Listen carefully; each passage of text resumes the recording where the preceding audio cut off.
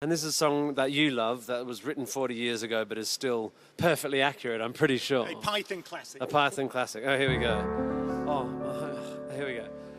Just remember that you're standing on a planet that's evolving and revolving at 900 miles an hour. More like 1,000. Yeah.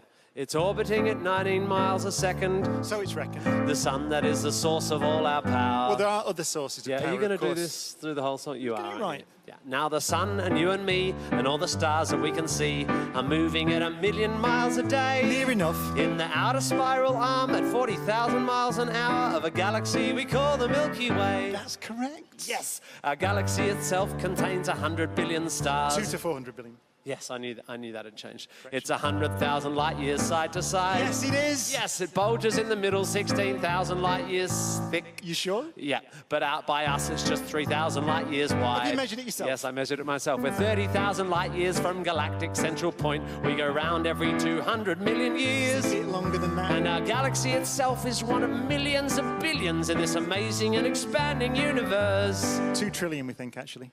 Really, that's a lot. Is there more than we thought? It's a new estimate. Yeah, right.